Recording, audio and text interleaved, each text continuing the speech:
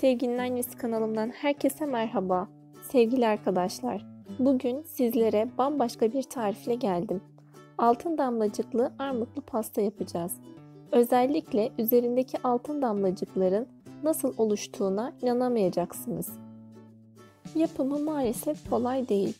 Ama sizin de yabancı pastalara ilginiz varsa bu tarifimi mutlaka sonuna kadar izlemenizi tavsiye ediyorum. Öncelikle kremamızın muhallebisini hazırlamakla başlayalım. Bir tencerenin içine 2,5 su bardağı sütü koyalım.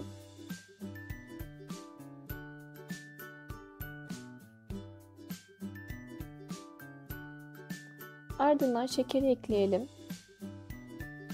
Ardından nişastasını ekleyelim. Ve ocağın altını açmadan karıştıralım.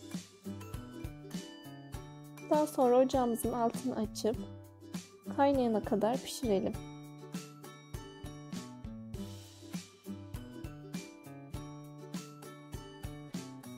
Kaynadıktan sonra genişçe bir borcama alalım ve üzerini bir poşetle örtüp buzdolabına soğuması için kaldıralım.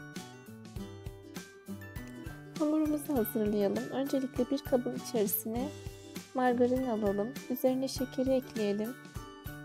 Sırasıyla yumurta, un,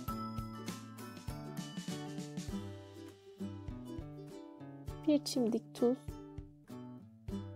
yarım paket kabartma tozu ve bir paket vanilyayı da ekleyerek güzelce hamurumuzu yoğuralım.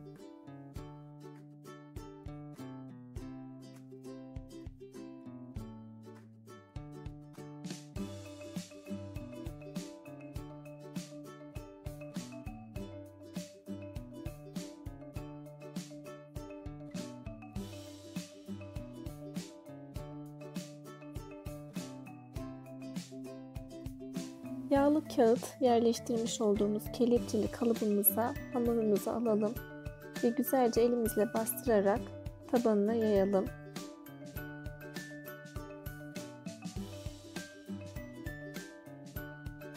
Daha sonra kenarlarına bastırarak yayalım.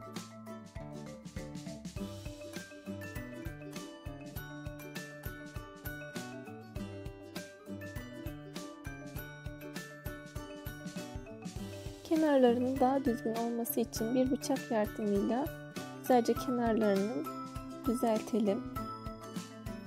Kenarlarındaki hamurları içine alalım ve bastıralım.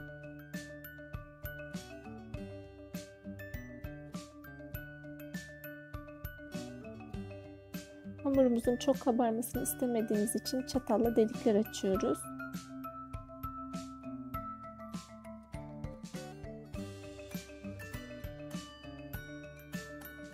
Daha sonra az şekerli suda haşlamış olduğumuz armutları, ikiye bölmüş olduğumuz armutlarımızı yerleştiriyoruz.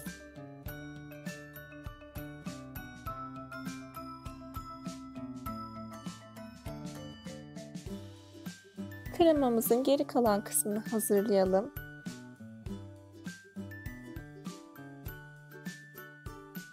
Buzdolabına soğumaya bıraktığımız kremamızı derince bir kabın içerisine alalım.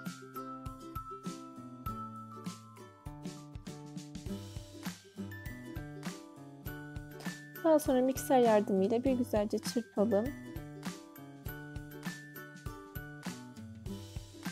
Bir bütün yumurta ekleyelim.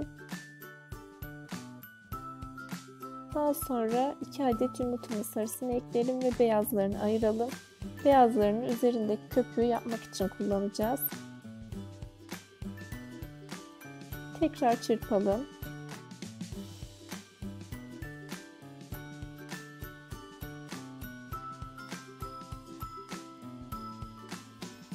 Limon suyumuzu ekleyelim. Limon kabuğu rendemizi ekleyelim. Şekerli vanilin ekleyelim. Ve tekrar çırpalım. Süzme yoğurdumuzu ekleyip tekrar çırpalım.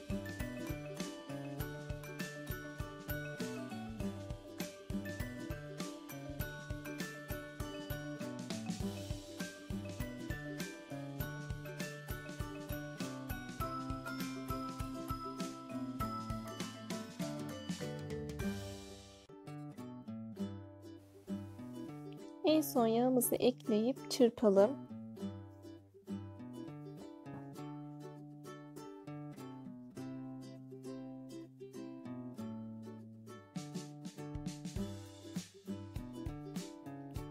Kremamız hazır. Çırpmış olduğumuz kremamızı pastamızın üzerine dökelim ve güzelce spatula ile yayalım.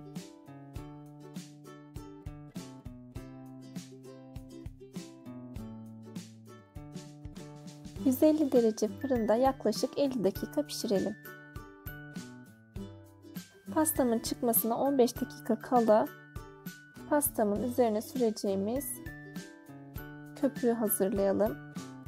Yumurta akını ve şekeri bir kabın içine ekliyorum ve köpük köpük olana kadar çırpıyorum. Mikseri bu şekilde kaldırdığımda eğer dökülmüyorsa köpüğüm olmuş demektir. Daha sonra fırından çıkarmış olduğum pastamın üzerine köpüğümü sürüyorum.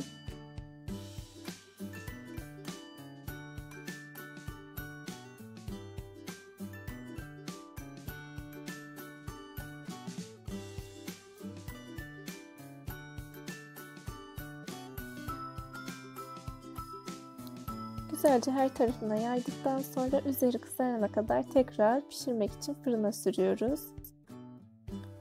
Üzeri kızardıktan sonra fırından alıyoruz ve hiç kımıldatmadan tezgahta soğumasını bekliyoruz. İyice soğuduktan sonra buzdolabına bir gece dinlendirmek için bekletiyoruz.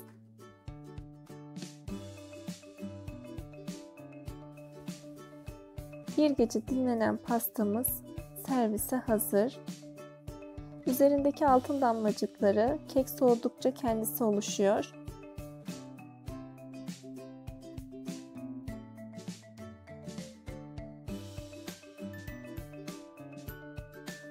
Eğer siz de cheesecake tarzı şeyleri yemeyi seviyorsanız bu tarifi mutlaka denemelisiniz.